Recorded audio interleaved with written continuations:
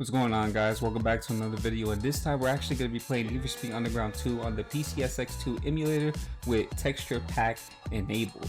Now, a lot of people really, take it into consideration to take advantage of the mods, whether it has to do with PC or PCSX2. Which most of the time is actually taken into the fullest amount of consideration.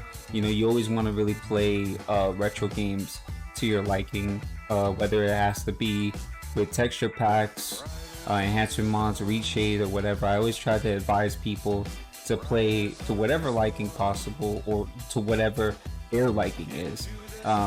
So basically we're going to go through the beauty of the game, texture packs of the game, and not even just so much of really the texture packs, but really just to play a little bit of the gameplay and just relive the nostalgia together. We'll be talking about what our favorite Need for Speed texture packs are, what our favorite Need for Speed version are, whether it's PC. And it doesn't necessarily even have to be Underground 2, it could be Underground 1, because remember, Underground 1 is what started that train in ignition to all the street racing portions of not just Need for Speed, but every other game as well too. So let's get started with the video. If you guys are new, or if you guys are interested in this video, make sure you guys, before we go forward, like, comment, subscribe, and yeah, let's get started.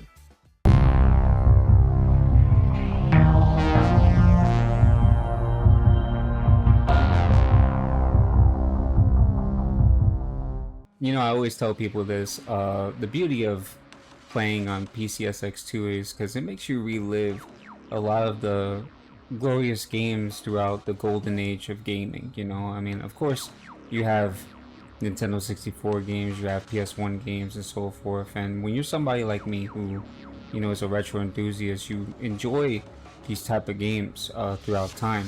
It doesn't matter how many years go by, whether it be a decade, 2 decades. It's just the value behind the games. And I know in previous videos, such as the one that I uploaded for Need for Speed, that I guess I wouldn't call it a texture mod, but it was just a mod in general.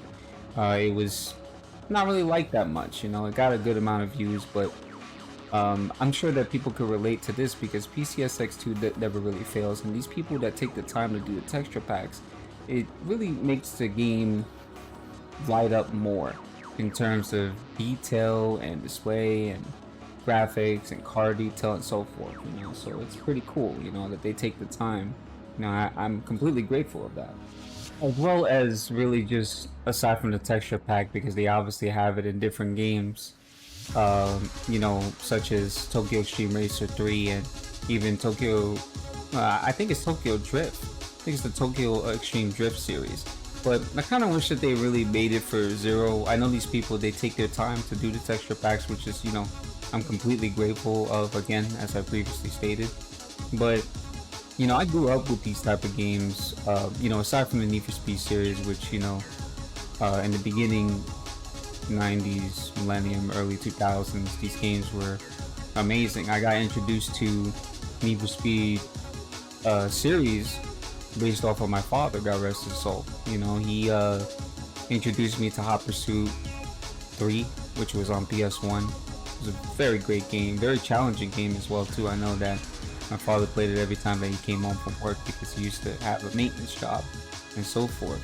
And it was just a really interesting game. And then when I got used to the concept, the idea of this street racing ordeal, we started playing a lot of racing games together, and it introduced me into a lot of different games, because at the time the arcades were still a thing, and this was before the takeover of home consoles. And the value behind seeing these games in the arcade versus the time of seeing them on a home console is just completely different.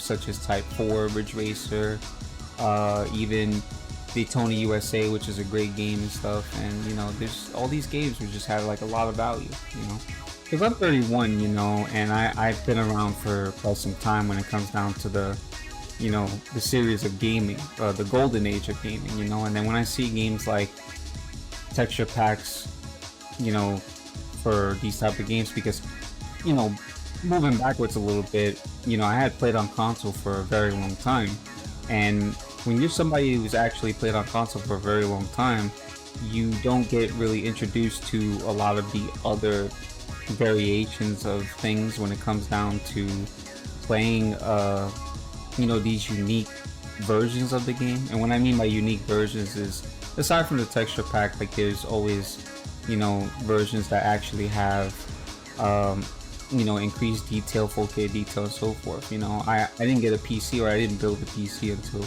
you know, mid 2007 and so forth. You know, and probably a little bit earlier that if I really remember.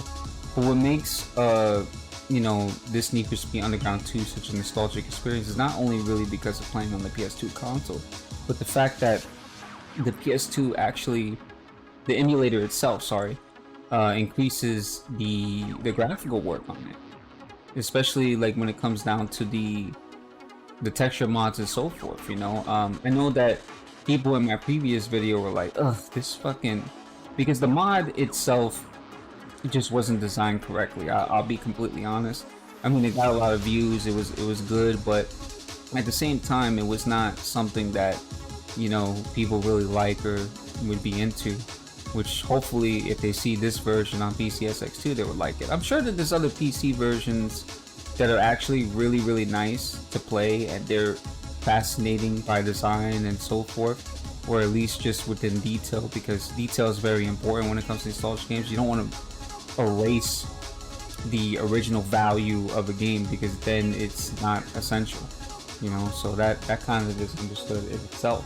But when it comes down to it, I feel anybody and everybody should be free to play retro games to have their liking. I know that there's some retro individuals out there that they play the game to its original format, no 60 FPS, and you know, just however they feel, and that's cool. You know, I definitely respect that. I do that some days as well too, when I don't really want to explore the things or the presets that I'm already used to utilizing. So, you know, I definitely get that, and which is hence the reason why I even went back to Need for Speed Underground 2 on PS2, because the thing about it is the texture pack, as I explained before, makes it to where it still keeps that original value, but it just upscales it. And I'm sure that there's a lot of videos showcasing, explaining, and, you know, do tutorials on, you know, how to be able to use these things, which is very simple. And there's a lot of people online, you know, they have like Google files to where you could be able to use these sets of texture packs as well. You know, it just gives a very different experience when it comes to playing not even just Need for Speed games, but just games in general. So, you know, it's really a fascinating, you know, thing to really be at this point in time and play these games based off of not just the love for retro gaming, but just reliving certain moments that are lifetime feeling, you know. So, and that's half of the reason why I always, you know, try my best to deliver, you know, good retro content, because I'm not just only a retro creator in terms of retro racing, I'm a retro creator in terms of everything. So, you know, pretty soon, which I hope that that's really the case as we're growing, you know, I would like to be able to explore different options. You know, Jack and Dexter, I love some medieval games, you know, the guy with the skull face, Twisted Metal, you know, and the list goes on. And these are all games in which I would be putting onto my channel, as well as others. If you guys actually enjoyed this video and enjoyed the texture pack, make sure you guys like the video. I know that you know, most people, they really don't, you know, think that liking a video or commenting actually really helps, but liking and commenting not just this video but the rest of my other videos actually really does help the YouTube channel grow. It's free. I would really appreciate that. Really not essentially asking for much, but if you guys are interested in the texture pack as well too, I mean, I'll make it a little bit easier. I'll put the link in the description for the texture packs. I mean, they have a lot of different variations of texture packs for PS2 that are very unique, not just only for Need for Speed Underground 2, but also for Part 1 for Need for Speed Most Wanted and so forth. The list is, I want to go as far as saying endless, but it's intriguing on what games they actually have these upscale resolution packs and so forth. I wanted to just say that thank you guys so much for, you know, showing support to new subscribers and even people that are already subscribed. You know, we're on our way to 2K. It's probably going to take some time considering that I do a wide variety of racing game content. But I mean, slowly but surely, you know, you always gotta really take your time with that.